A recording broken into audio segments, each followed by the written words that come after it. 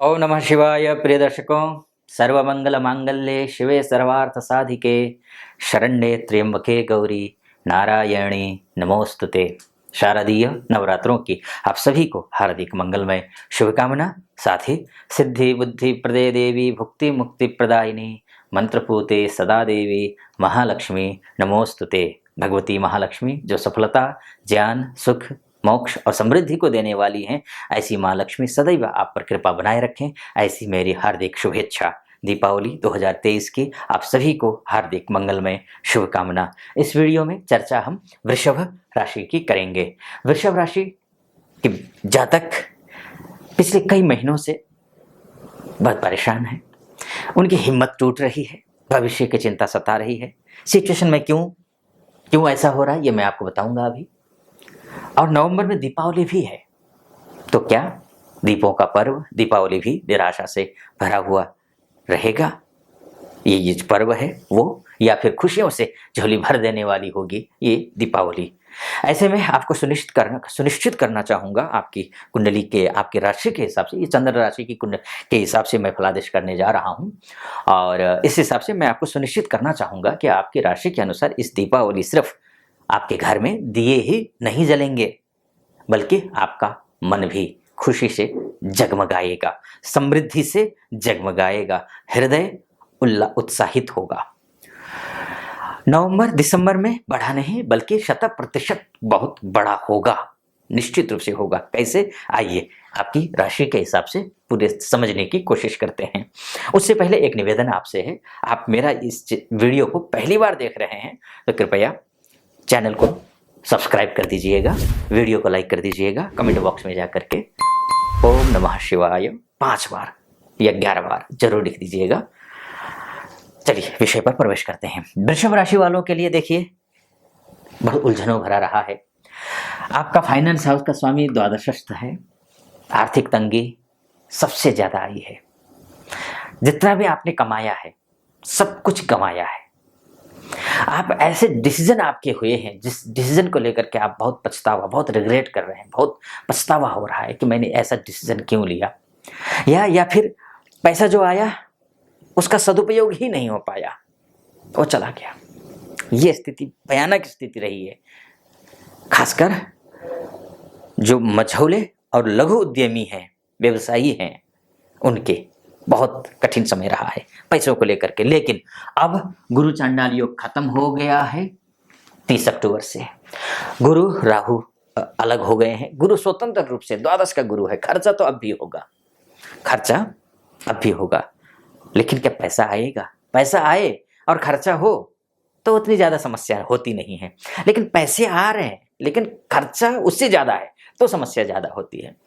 ऐसे में अभी तक क्या हो रहा था, खर्चा कहाँ हो रहा है, क्यों हो रहा है, किस लिए हो रहा है, अचानक आ रहा है और खर्चा हो रहा है, पता नहीं चल पा रहा है। लेकिन अब खर्चा तो होगा, लेकिन अच्छे कामों में खर्चा होगा। घर में खर्चा करेंगे, बच्चों के लिए खर्चा करेंगे, बिजनेस के लिए खर्चा करेंगे, कोई ऐसा इन्वेस्ट करेंगे जो लॉन्ग टाइम के लिए प्रॉफिटेबल होगा। अब ऐसा करेंगे, खर्चा होगा, अच्छे काम, परोपकार के काम में खर्चा करेंगे। हो सकता है पैसा आया, क्योंकि पैसा आएगा। अब राहु चांडाल योग आपके द्वादश भाव से, चांडाल योग खत्म हो गया है। द्वादश भाव में चांडाल योग होता है तो सबसे ज्यादा दिक्कत होती है कि पैसे बचते नहीं है, जैसे मैंने पहले भी कहा। अब पैसे बचेंगे, लेकिन पैसे आएंगे तो खर्चा परोपकार में होंगे, ये बात आप समझना होगा। एक दूसरी बात, अब आपका जो राशि का स्वामी है वो जो है वो शुक्र है, और नवंबर में शुक्र नीच के हैं, जैसे कि आपको यहाँ दिखाई दे रहे होंगे। यहाँ आपके राशि के स्वामी शुक्र यहाँ पर है विराजमान। तो शुक्र नीच के हैं क्योंकि कन्या राशि में है, लेकिन राशि हो करके आपकी राशि से पंचम में होना शुभ होता है, अच्छा होता है। इसीलिए राशि लग्नेश मतलब राशि के स्वामी से ये जो है पंचम में है, त्रिकोण में है। त्रिकोणस्थ शुक्र शुभ माना गया, इसलिए अच्छा फल देगा। नीच का होने के बावजूद अच्छा फल देगा। हाँ, एक दो उपाय आपको मैं बताऊंगा, वो करना है, करिएगा, अच्छा फल मिलेगा आपको। सबसे पहले सफेद कपड़े, चावल, दूध, दही, घी, कपूर, मिश्री, ये सारी चीजें आप दान कर सकते हैं शुक्र के लिए। या फिर गाय को, कौवे को, कुत्ते को आप खाना निकाल दीजिए अपने खाने में से, पहले शुक्रवार का व्रत रखिए। इसके साथ साथ में ओम द्रान द्रीन द्रौं सह शुक्राय नमः इस मंत्र का नित्य प्रतिदिन जप कर लीजिए, आपका शुक्र अच्छा हो जाएगा। ये जो मैं फलादेश कर रहा हूं ना, वो शुक्र आपकी राशि कुंडली में अगर शनि अच्छा है, शुक्र अच्छा है, तो आपको ये जो मैं फलादेश कर रहा हूं वो 100% सटीक बैठेगा। अन्यथा हो सकता है जो मैं फलादेश कर रहा हूं वो आप पर 100% सटीक न बैठे। कारण क्या है? ये राशि के हिसाब से है, और आपके राशि के जैसे लोग इस ब्रह्मांड में नहीं, इस धरती में कम से कम भी 30-70 करोड़ हैं, और सारे 70 करोड़ वृषभ राशि वालों के साथ क्या एक ही घटना घटेगी?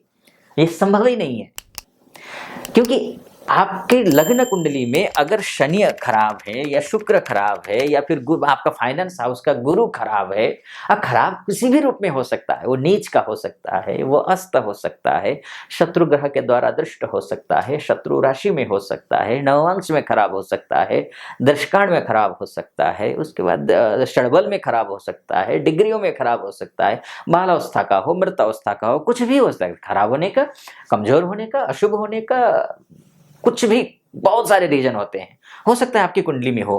अब जब आपकी कुंडली में पूरी तरीके से ग्रह खराब हो तो यहाँ जो मैं फलादेश करूंगा वो आप पर सटीक नहीं बैठेगा। अगर आपकी कुंडली में शुक्र शनि गुरु अच्छे हैं तो जो मैं फलादेश कर रहा हूँ वो 100% सटीक बैठेगा।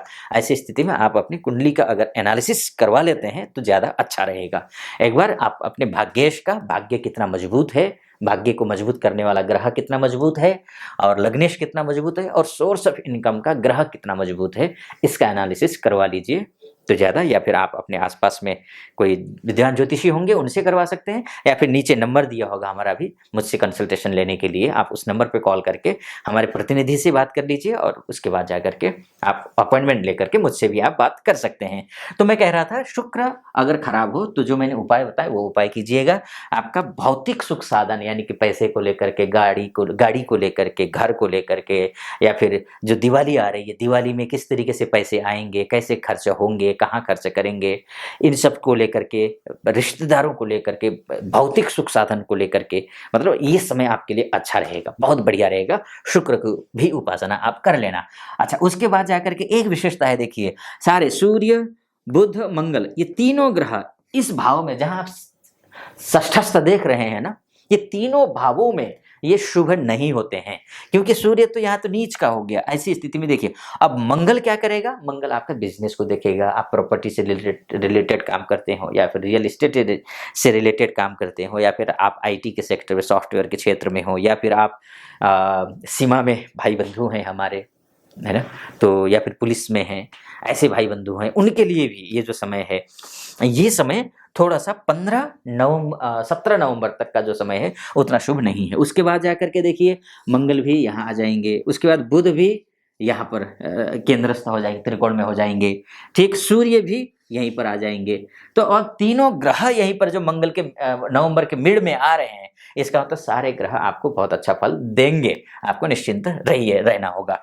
हाँ, ग्रह मंगल जैसे कि आपका सोर्स ऑफ इनकम का जो ग्रह है, मतलब जो प्रॉपर्टी वाला ग्रह है, बिजनेस वाला ग्रह है, दाम्पत्य जीवन को देखने वाला जो ग्रह है, तो ये जो है ये केंद्रस्थ हो जाएगा, अपने घर में आएगा, लेकिन इसके बावजूद ये अस्त है।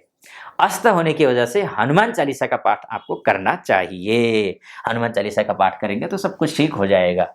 इस वीडियो को मैं ज़्यादा लंबा नहीं करते हुए इस वीडियो को यहीं पर समाप्त करता हूँ। और भाग्येश की जहाँ तक बात करें, आपका भाग्य आपका साथ दे रहा है। निश्चित रूप से इस महीने में, इन 2 महीनों में ये जो समय है आपकी कुंडली के हिसाब से बेहतर नहीं, बहुत बेहतर नज़र आ रहा है। तो इसलिए आप खुश रहिए, सदा सर्वदा मेहनत करते रहिए, भाग्य आपका साथ दे रहा है। फिलहाल अनुमति दीजिए। ओम नमः शिवाय। हाँ, मेरा चैनल अगर पहली बार देख रहे हैं तो सब्सक्राइब कर दीजिएगा और लाइक कर दीजिएगा वीडियो को, और कमेंट बॉक्स में जाकर के ओम नमः शिवाय जरूर लिख दीजिएगा। फिलहाल अनुमति दीजिए। ओम नमः शिवाय।